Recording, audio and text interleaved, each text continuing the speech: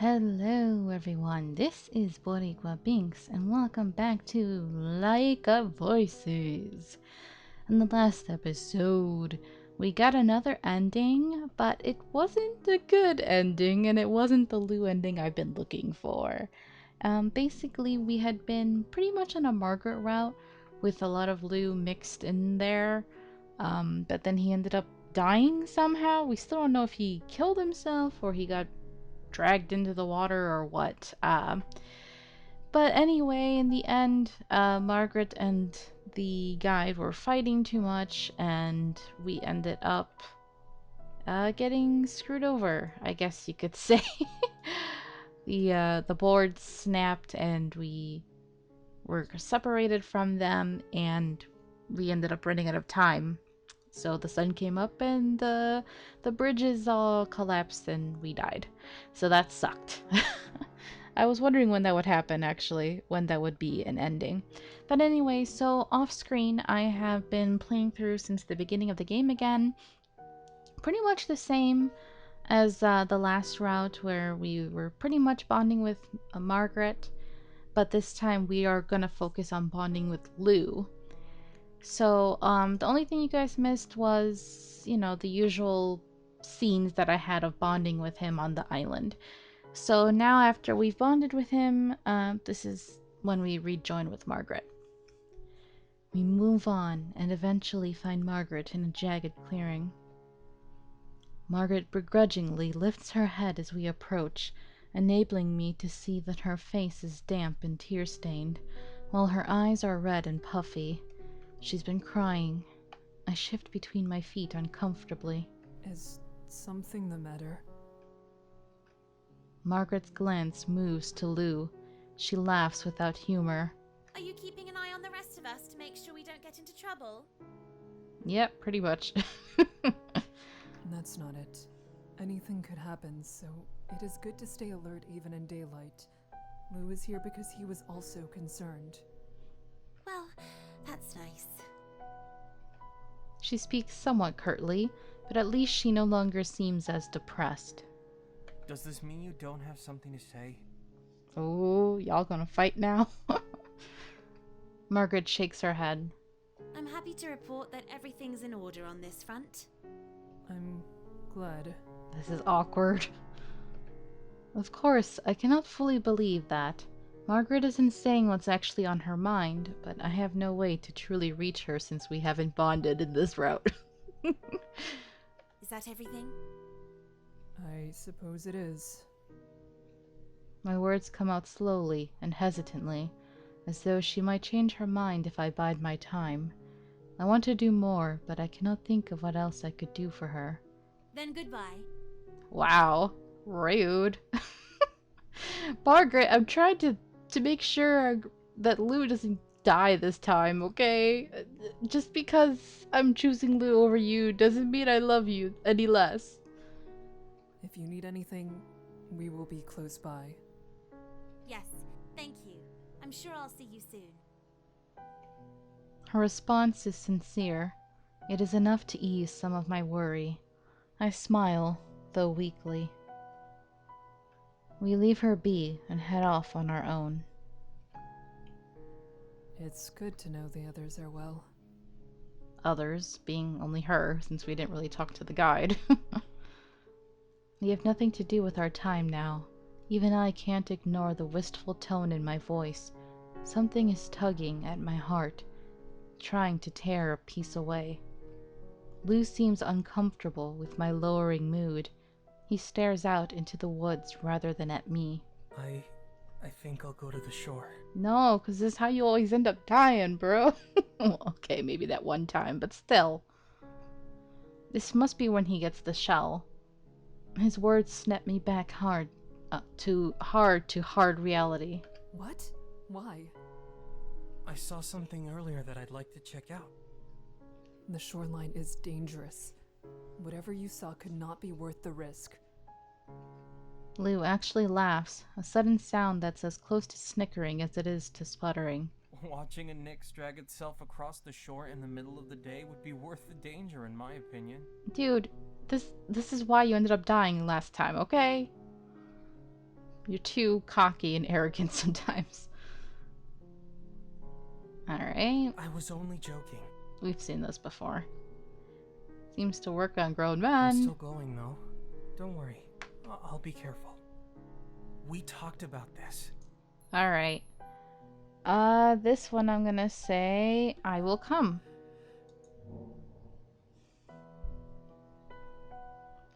Lou brightens. Of course you can come. I'd enjoy that. Of course you would. It's Kika. Kika brings all the boys and girls to the yard. So. Get the feeling he was hoping I would say that. It is not as though I don't want to be around him. Farthest thing from it. It's the activity itself that's the problem. Despite my reservations, we head to the beach. Okay, this should be the same then. Yeah. Okay, I am glad. Alright. Anything new? No. Here we go. Margaret is already there waiting for us. She greets us with a smile. I guess she's calmed down. That's good. Hello. I suppose we all had the same idea of coming here a bit early. The three of us quietly wait for the guide's arrival, occasionally chatting with one another as we rest. The sky turns orange as sunset comes upon us.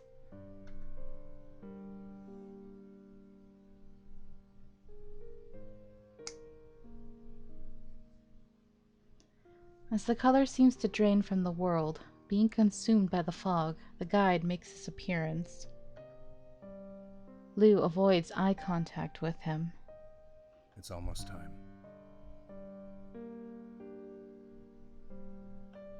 I nod and feel myself grow tense.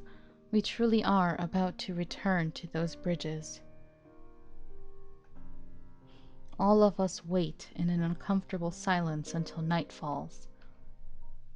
We silently stand as one, forming a vigil of sorts. So this should be different because Lou died before, and this will be the first time we have Margaret and Lou. Because Margaret she has the torch that she uses when we have trouble with the bridges. And when we have Lou, he does the whistle to save the guide. So I'm interested to see that combination. Okay. Way forward. The bridges didn't rise. Okay. So we're gonna have trouble again. Guide isn't pleased. We must go to the shore. He doesn't offer an explanation for why. Instead, he goes on without us. You hear Margaret and Lou's unsure footsteps. 4 of us press into the shore. The guy grips his staff tighter. We all stare at him expectantly. After a moment more, the guide is fed up with waiting. The bridges are late. If they don't arrive as soon as darkness falls, there's no telling exactly how long it will be before they do. I'm trying to remember, which one was it that it rose without any problem? Was it the guide's route? That for some reason the bridges weren't delayed? That was weird, right? Lou doesn't say anything, opting to stare at the ground with an obscured expression. Oh, she didn't say her line. Okay, do you believe we will have enough time to cross? Time is by far the least of our worries. On the bridges we are constantly moving, which makes it easier to avoid the prowlers. However, this island does not offer that luxury. We're trapped here. My body goes rigid as his words sink in. More importantly, the bridges are raised above the waters. Nixie Okay, we know this already. will be as dangerous as the one. Okay, anything new? Margaret moves into discussion. Her mood is rapidly declining as well. Then what should we do? We shouldn't stay on the shore if the monsters could be coming towards us at any moment. The guide closes his eyes and suddenly looks very worn down. Staying in the center of the island is the safest option. However, there's the risk that we may not be able to reach the bridges when they do rise. Prowlers could have taken full control of the shore by then. Remaining here with our lanterns will ensure the prowlers cannot move freely. I think I figured out why I struggled to get Lou's route before. Because looking at the guide, the walkthrough, and thinking about it, we had Bemele with us instead of Margaret. And Bemele, when he's with us, we have a choice where we have to fight back with our swords. And he doesn't have the whole torch thing. So according to the guide, there's some choices here that look like they are directed towards Margaret, maybe? So now that might make sense as to why I struggled to get the correct Lou ending. So we'll see.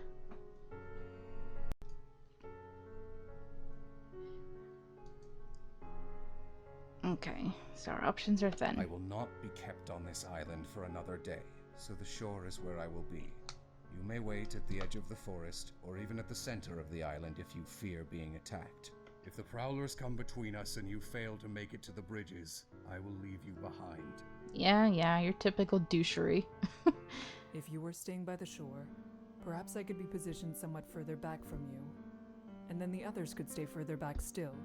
That would keep us safer, without having any major gaps of darkness between us and the shore. I'd say that's likely our best option, and we don't have time to come up with any other way regardless. Fine.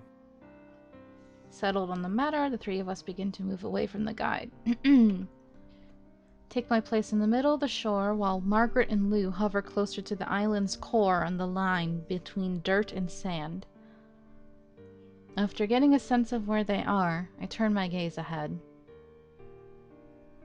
Okay, we've seen this. Let's see. And they cackle. Lights in their eyes. Uh-oh, here we go. I whip my head backwards towards the sound, only to be greeted by coal-black darkness. I cry out desperately into the void where Margaret and Lou stood. Uh-oh, what happened? What happened? Yeah, my question. There's silence. Then, the best sound possible. Margaret's voice replies, albeit shakily. There was a prowler in the woods. I didn't notice it until it was already too close to me. I dropped my lantern when I saw it. The light was enough to drive it away, but now it's gone. Shattered. Oh, shoot. So we end up losing a light in this route. Okay. But this is different. We've never had one coming from behind us. That's scary. I swerve my head back to make sure the shore is still clear before I sprint over to release them from the darkness with my own light.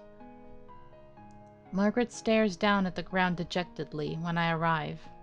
Lou stands nearby. He avoids eye contact by awkwardly looking away as I approach the two closer. We can make a small fire for light. Okay, I think oh no, maybe this did happen before. Because this is how she ended up with the torch, right? God, I don't remember. It's been so long. Margaret sniffles loudly. That may work for now, but what will we do once we're back on the bridges? We will manage. I speak firmly, trying to assure her. I can't even guess how effective the attempt was. Lou, please, clear some space while I gather kindling. Lou looks startled at suddenly being addressed, but quickly nods and gets to work, pushing away the leaves on a small patch of dirt. Margaret moves to help him, though she still looks terribly upset. I feel awful. It wasn't her fault. We dig a few inches down in the sandy soil before making an edging with the rocks to stop the fire from giving us a repeat of last night. I layer the fuel quickly and light a match at the base of the pit. Margaret stokes the fire with Lou looking on. The grass ignites easily and showers the area with enough light to keep anything else that may be lurking in the forest at bay. I release a discreet sigh. We're truly lucky no one was injured or lost during this ordeal. I keep that thought to myself, however. Hearing it would only make Margaret feel worse. You should go back to your position, Kika. It will all be for nothing if we can't make it onto the bridges in the first place. Right. I force myself to sound bold. We're going to get through this. Margaret attempts to smile at me. Lou views her empty expression for a moment. Before turning to move towards a nearby tree, he easily scales it back to being a monkey.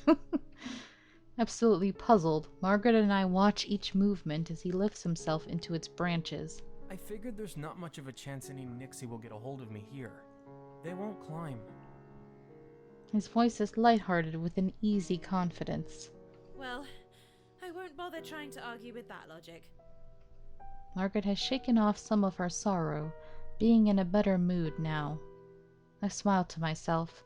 I'd like to believe that Lou will truly be safe from those predatory creatures this way. With the two of them doing as well as they can be, I cautiously back up to my original position.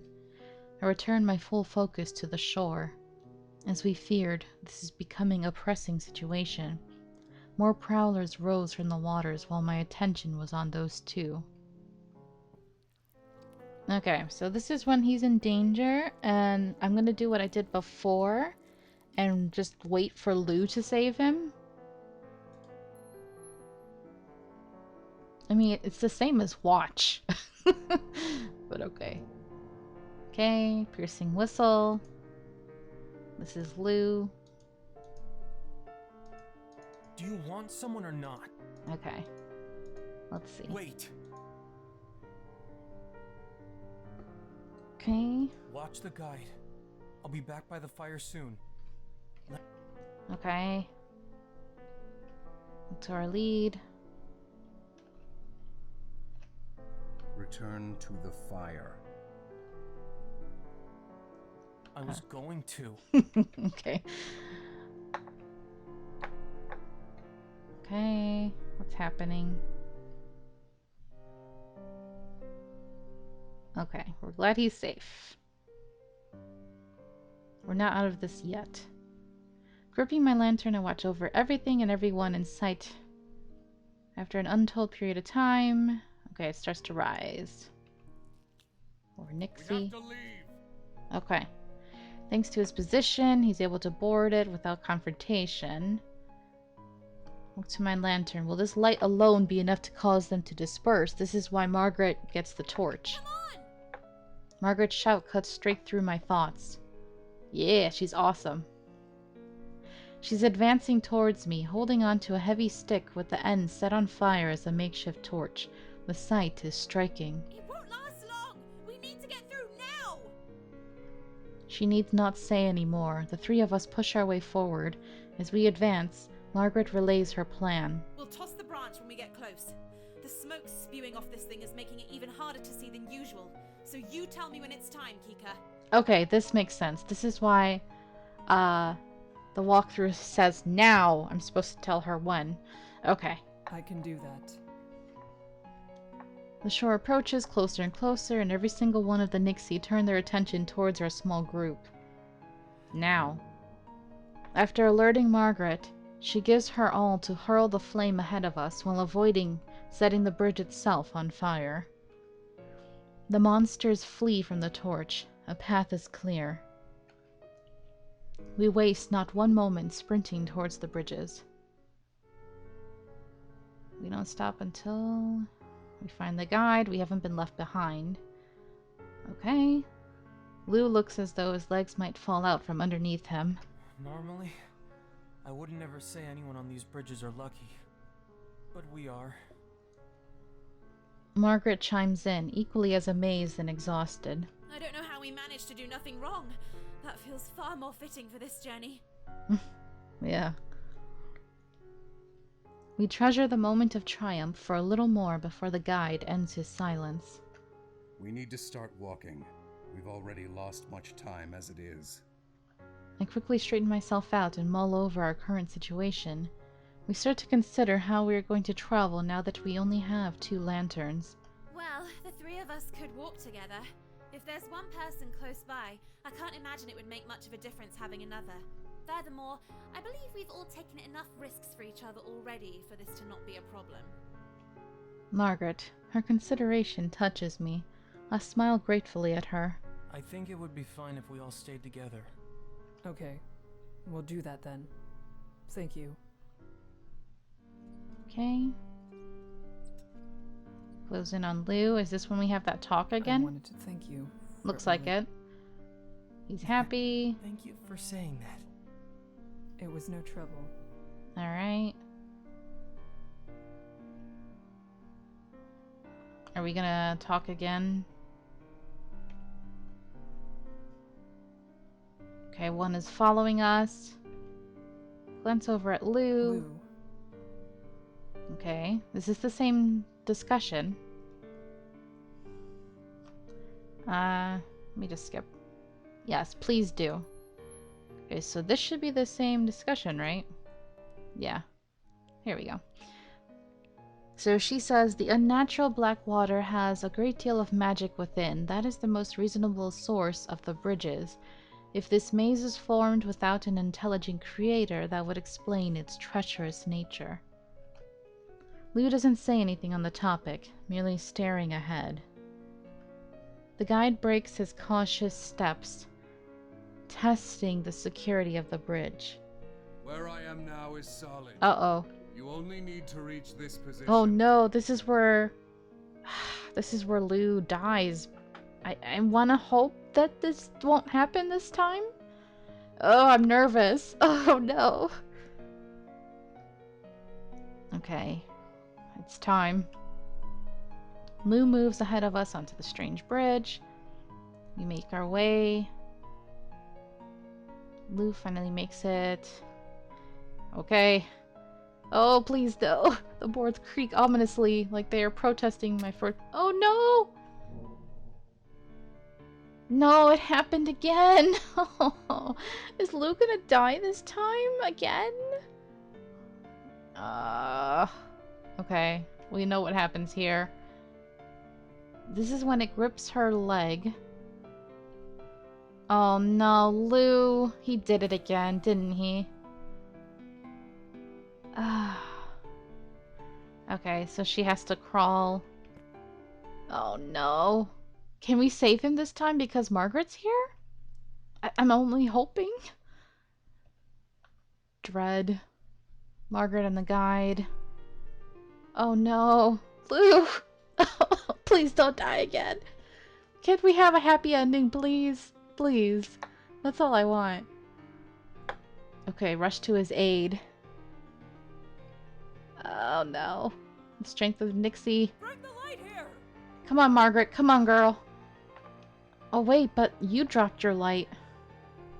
You'll be alright. You only need to hold on. Okay, please. In the lake. Their grins. They have to be coming. Lou's voice bubbles out. Behind you. Oh no, the one behind us again. No. No! Are you freaking kidding me? Oh, he's gonna die again. I scream towards him, but it's too late. This one's behind me. Damn it. Alright, it's the same. Why? Even with Margaret here, it's the same? Come on, man. No! He was right there in front of me, and yet I could do nothing to help him. He's gone. Again! This man is never gonna live! We never gonna have a happy ending with him! Margaret bends down and grasps my shoulder lightly. She brushes closer to my face and whispers softly. I'm glad you're safe. I peer down, and my eyes trail to the edge of the bridge where Lou was lost. My focus isn't unnoticed. Do not go near there. The Nixie did not expect someone to be in the lake without their doing. Okay, we know. Why? He jumped into the lake himself. I stare up at the guide, utterly shocked. How could he do that? Why would he do that? Oh, Margaret places a gentle hand on my back in an attempt to comfort me. The guide still looks unhappy with the situation. We have to move on. If he wanted you to survive so much that he threw himself to the Nixie, then you should respect that. Relight your lantern. Okay, this should be the same. I'm so sad. Margaret takes out her matches and offers them to me since I'm soaked from the previous skirmish. Take the match from her hand, swipe to ignite. Without another word. Okay. Turns around. Makes his way. I can hear Margaret's voice vaguely in the background. She's speaking gently to me, however, no matter what she's trying to say, her words just come out muffled and distant, like someone underwater. Okay, Margaret and I tread into the bridges, carefully stepping over the broken section. This time no boards snap. We make it to the other side in one piece. Even though I'm relieved no one else succumbed previous scene still echoes in my mind. Why couldn't it have held firm the first time? It's so sad. Damn, this boy has the worst luck, doesn't he? That's why he's so bitter, I guess. Maybe his whole life has been like that. Continuing on or staying behind to be with Lou eternally are the only options. The guide is right, he wouldn't have wanted that. First Bemele, and now Lou. It's difficult to come to terms with. The shell. Take my staff. I will need. Okay. Conflicted over the matter, but the guide stares at me intensely. That gaze leaves no room for argument. I take the guide's staff. Margaret and I huddle around it together and watch as he disappears into the misty darkness. Oh, the last time I think Bemele went with him, but this time he's alone. The two of us dare not speak. We wait in tense silence. Suddenly, I perk up at what I think is the sound of the guide's voice. The sound comes abruptly, startling me. Uh-oh, something wrong because Bemele's not there? Worry nags at me as I wonder what could have happened. Margaret looks at me unsure and slightly bewildered. Try to help? This is different, okay. The guide's silhouette returns before me. Once I draw closer to him, I notice he's standing oddly still. Uh-oh. I look past his shoulder towards the prowler. Okay, hold on. I'm gonna save because it says to save at this point. And also because something's different this time. Uh-oh. I look past his shoulder towards the prowler, and the air is snatched from my throat. Despite being partially obscured by fog, the figure isn't a twisted black mass. It's a familiar, vibrant color. Are you kidding me? Is this Lou? How the F did he survive? Lou? What? I'm confused. He died last time. What? Why is Margaret being here so different from Bemele? Kika? Oh, okay, he's injured, but he's alive.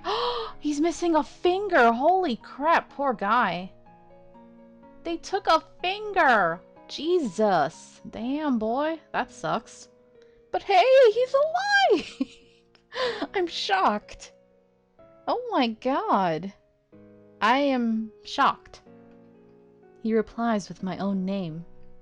I gulp against the bulging lump in my throat as shock overtakes me. He seems equally startled to see me.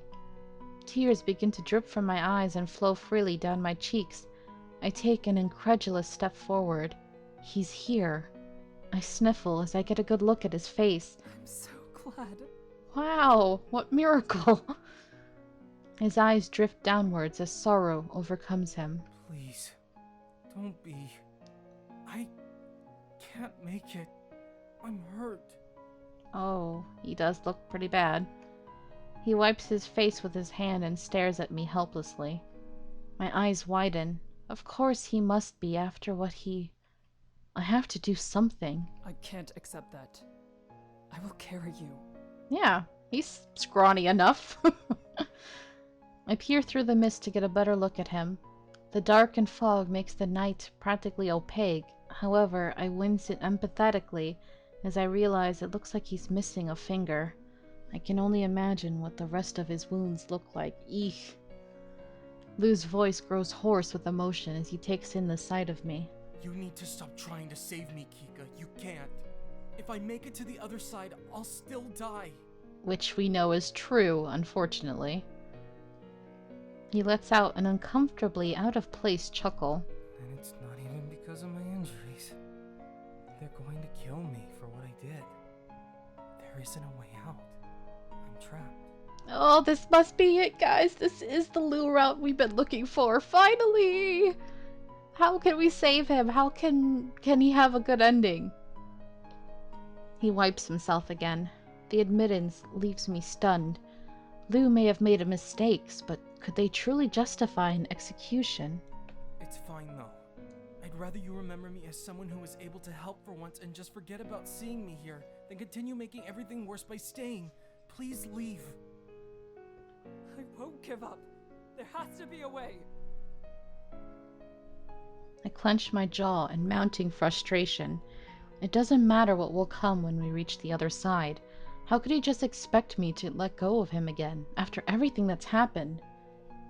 Lou looks pained. Seemingly, he has run out of arguments to hurl at me. He then begins to rapidly mumble to himself. I can't make the words out from here, but I catch bits and pieces of it from where I'm standing. Something. There has to be something. Anything.